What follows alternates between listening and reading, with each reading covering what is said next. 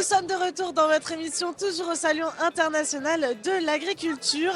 Et j'ai décidé de faire une petite activité avant le dîner du soir pour me mettre en appétit. Et je suis avec Sandrine, bonjour. Bonjour. Alors ici, vous proposez de réaliser son propre baume hydratant. Ça tombe bien, j'ai la peau un peu sèche. Eh ben c'est parfait.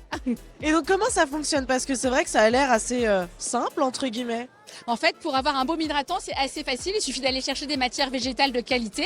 Donc moi, dans mon baume, je vais faire intervenir du beurre de karité, du cacao, de la cire d'abeille pour avoir un peu de tenue et de l'huile de colza qui est produite sur mon exploitation. Vous allez mélanger l'ensemble des produits et ça vous permet d'avoir quelque chose qui va être hydratant et nourrissant. Je développe les formules de chaque produit cosmétique que vous pouvez retrouver chez moi pour avoir quelque chose de très efficace.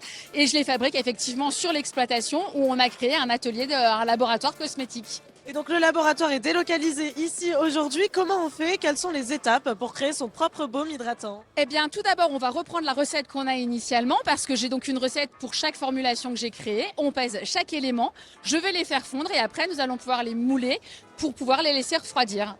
Et donc le fait de proposer cet atelier ici aux gens qui passent, c'est aussi pour démocratiser un petit peu la chose, pour leur dire regardez chez vous aussi, vous pouvez faire des bons produits pour votre peau? Oui, et au-delà de ça, c'est aussi pour montrer qu'en fait notre agriculture qui est sur l'ensemble du territoire français, au-delà d'avoir une structuration économique, une structuration des territoires, elle permet de nous nourrir, mais elle permet également de nous laver. Et en fait, dans le végétal, on a une vraie force, une vraie puissance. Et moi, c'est ce que j'adore démontrer au grand public parce que je suis une passionnée d'agriculture et en fait, c'est super de pouvoir expliquer à Paris que l'agriculture, elle est multiple et elle est à la base de beaucoup de choses. Merci beaucoup Sandrine. On va voir du côté de Flavien, je crois qu'il fait aussi lui une petite activité, mais il est plutôt avec les animaux. Enfin, je sais pas ce que c'est son histoire encore. Flavien, qu'est-ce que vous faites? Moi aussi, j'ai le droit de faire des activités. J'ai enfin trouvé des animaux à ma hauteur. Regarde, moi, je suis quand même très très grand, 1 mètre. C'est pas mal quand même déjà pour mon âge.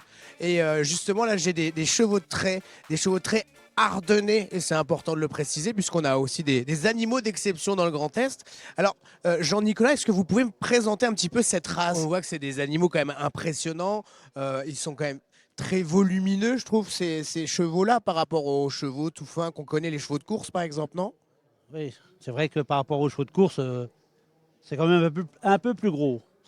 Mais moi, j'ai amené dans ma sorte de chevaux indirectement, puis pour le public, j'ai amené des chevaux qui sont polyvalents. On était sur Paris, les gens étaient étonnés de nous voir arriver avec des chevaux de trait et galoper aussi vite que les chevaux de selle presque.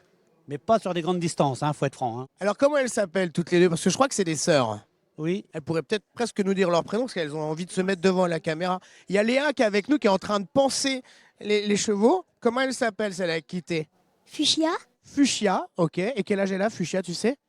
10 ans je crois, Elle a 10 ans, Fuchsia. Et toi, t'as quel âge, Léa? 9 ans.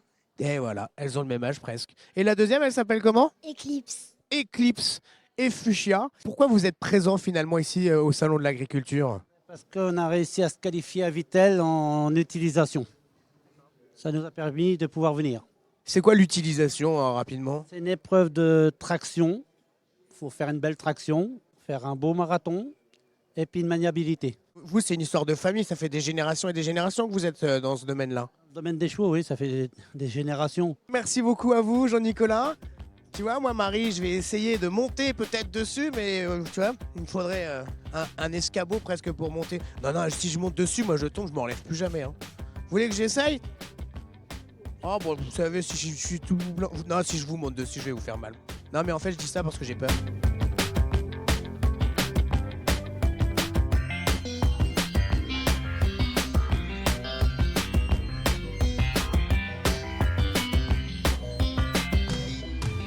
Tu vois, Marie, je t'avais dit finalement que je monterais. Je peux enfin venir te rejoindre maintenant dans le Grand Est sur le stand avec Fuchsia. Bonne soirée.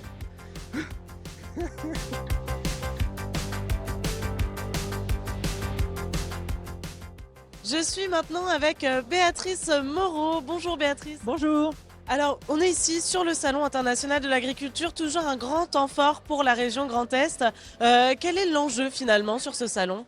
Alors l'enjeu pour la région Grand Est, c'est de représenter à travers 1500 mètres carrés ce que peut représenter la diversité de l'agriculture en Grand Est.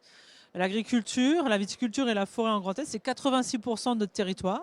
Donc c'est des leviers économiques, des agriculteurs, des producteurs, des salariés dans les entreprises, des filières. Et c'est tout ça qu'on essaye de passer à travers 1500 mètres carrés. Donc c'est un exercice pas très simple parce qu'évidemment au Salon de l'Agriculture, on vient goûter des produits alimentaires. Et c'est montrer aussi qu'il y a toute une diversité derrière ça, des paysages, des filières économiques, des entreprises. Et je pense que c'est un bel exercice en 10 jours. Et donc, c'est aussi l'occasion de parler d'avenir. Là, quelles vont être les grandes lignes à venir pour la filière agricole dans le Grand Est? Alors, on a un vrai enjeu sur le renouvellement des générations. Aujourd'hui, on a accompagné un peu plus de 400 exploitants à devenir, à travers une aide à l'installation, à devenir producteurs.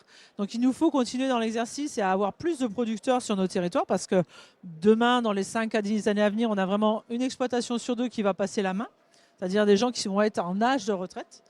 Et donc, ça veut dire qu'il nous faut trouver des jeunes, des moins jeunes, peu importe, des gens qui ont envie d'être producteurs, chefs d'exploitation, qui ont aussi envie d'être salariés. Et donc, en fait, il faut parler de l'attractivité des métiers. Vous savez, les métiers de l'agriculture, parce que j'aime bien expliquer les métiers de l'agriculture, c'est des métiers qui ont du sens.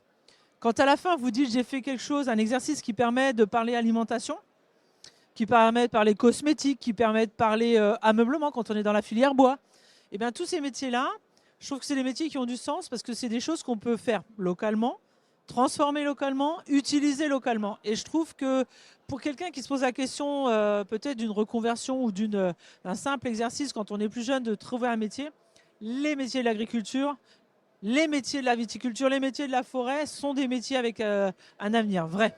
Et donc ça, pour les exposants qui sont présents au salon, c'est aussi un enjeu pour eux justement de montrer leur savoir-faire, peut-être susciter des vocations? Exactement, c'est-à-dire c'est de montrer évidemment comment on produit des pâtes. Si je prends un autre exemple, les pâtes, c'est pas très compliqué, beaucoup de monde en mange, les jeunes aiment ça. Et des pâtes, vous pouvez en trouver en Grand Est et vous pouvez trouver le fromage qui peut aller par-dessus ou la crème qui peut aller par-dessus. Et en fait, c'est d'expliquer que tout ça, c'est transformé, ça peut être transformé à la ferme, ça peut être transformé dans une entreprise qui est près de chez nous aussi. Et donc voilà, c'est donner vraiment tout ce qui est beau sur nos territoires. Et je crois que le salon, c'est ça, c'est mettre en avant toutes nos pépites, tout ce qui est bien sur nos territoires et qui mérite d'être découvert tout au long de l'année, pas que pendant le salon. Donc moi, j'incite vraiment les gens à découvrir tout ce qui se passe près de chez eux tout au long de l'année. Merci beaucoup Béatrice. Merci à vous. On va essayer de retrouver Flavien. Qu'est-ce qu'il est en train de faire encore celui-ci? Alors Marie, après tant d'efforts, après tant de sport, après tant de calories perdues, je me suis un peu retrouvé flagada et j'ai besoin de reprendre un peu de peps. Et pour reprendre du peps, j'ai décidé d'aller dans la Meurthe-et-Moselle, à Aucher exactement, chez Omaribel. Et je suis avec Bernard Mangin. Bonjour Bernard, comment ça va? Bonjour. Bah ici, nous, ça va bien. Ouais. Ça fait la 9e année qu'on vient au salon. On est toujours heureux de venir. C'est une période où on vend beaucoup de glace en plein hiver et c'est un cas particulier. On ne voit pas ça ailleurs. Alors je viens de faire du cheval à l'instant, j'ai dépensé beaucoup d'énergie. Qu'est-ce que tu me conseillerais de manger pour reprendre un peu d'énergie? C'est la Mirabelle, je crois qu'il te faut. Ouais.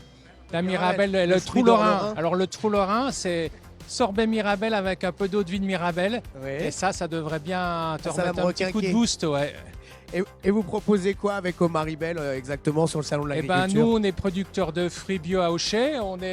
Ça fait 15 ans à peu près qu'on s'est lancé dans la transformation de nos fruits en glace. On a une particularité vraiment de faire des glaces typiques de la région qu'on ne trouve pas chez les industriels. Hein. On ne suit pas les modes.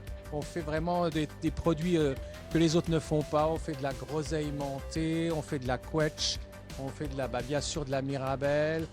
Et puis tous les fruits qu'on produit sur l'exploitation. À côté, on fait des confitures, des jus, un peu de pâtisserie, dont la tarte à la Mirabelle, élu meilleur dessert de France. Eh ben écoute, moi ça me donne faim tout ça. Donc si jamais j'ai possibilité de goûter une glace à la Mirabelle, ce sera avec grand plaisir. Enfin c'est en fait une question, est-ce que je peux manger une glace s'il te plaît Bernard? Oui, pas de souci. Merci. Allez, je vais manger une petite glace et puis je vous retrouve plus tard, moi Marie.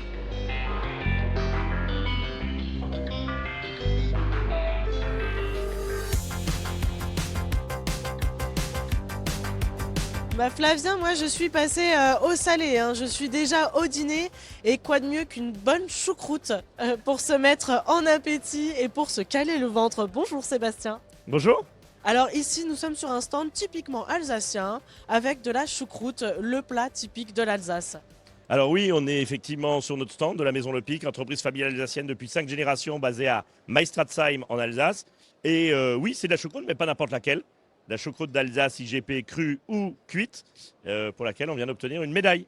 J'allais justement dire, le salon se passe bien pour vous, hein. Bah écoutez, pour l'instant, ça se passe bien parce qu'on est heureux d'être là depuis des années. Et cette année, on a le premier concours général agricole sur la choucroute qui a été lancé et on a gagné la médaille d'or. Alors dites-moi Sébastien, c'est quoi le secret pour une bonne choucroute à l'alsacienne? Alors je crois que c'est beaucoup de savoir-faire. On est entreprise familiale depuis 5 générations. On a la particularité d'avoir l'unité de transformation, donc la choucrouterie, mais aussi une exploitation agricole où on produit du chou pour après être transformé. Et c'est tout ce travail de toute la filière, si je peux dire, ou en tout cas production et transformation, qui fait qu'après on arrive à un produit qui soit a priori excellent. Et donc quand on parle de choucroute, finalement c'est quoi? C'est le chou, c'est l'entièreté avec les knacks, avec la palette s'il faut en mettre. C'est quoi la choucroute finalement précisément? Alors c'est excellent votre question. Donc en gros, quand on parle de choucroute, on parle du légume lacto-fermenté sain, riche en vitamines, riche en fibres. Alors la choucroute d'Alsace, IGP crue et particulièrement de chez nous, Maison Le Pic, c'est effectivement le légume. Quand on le garnit, ça s'appelle la choucroute garnie. Donc la choucroute, c'est vraiment le légume. Et après, on peut l'utiliser en toute saison et à toute sauce, si je peux dire. Donc effectivement, aujourd'hui, on présente une recette traditionnelle qu'on utilise à Noël, mélange de spätzle et choucroute. Pâte d'Alsace et choucroute d'Alsace. Donc que du bonheur. Flavien, je vais me régaler, hein, parce que je pense que je vais prendre un petit peu de tout. Avec plaisir. On se rejoint, voilà, vous avez déjà votre goûter et tout ça. Je vous ramène un peu de choucroute peut-être, parce que bon, il faut manger le soir un petit peu, hein. Merci beaucoup Sébastien. Merci à vous.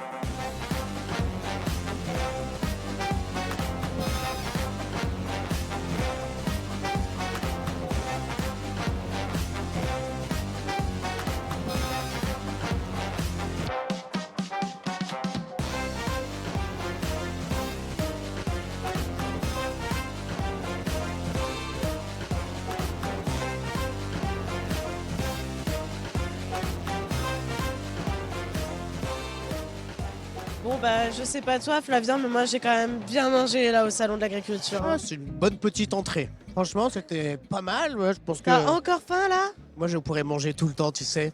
Oh là là, bah moi après une choucroute comme celle-ci, c'est terminé. Mais je ne j'aurais peux pu pas. manger encore plein d'autres choses. Tu sais, il y a plein d'autres choses encore à manger, à voir et tout. Bah, finalement on est plutôt pas trop mal dans le Grand Est, hein. Ouais, moi, clairement, j'y suis bien. Je ne partirai plus jamais. Merci à tous de nous avoir suivis pour cette émission au cœur du stand Grand Est au Salon international de l'agriculture parmi tous les producteurs et éleveurs de notre belle région. Effectivement, bonne soirée à toutes et à tous. Merci beaucoup. On va quand même se reposer un petit peu. Puis on espère vous retrouver très vite ici au Salon de l'Agriculture à Paris.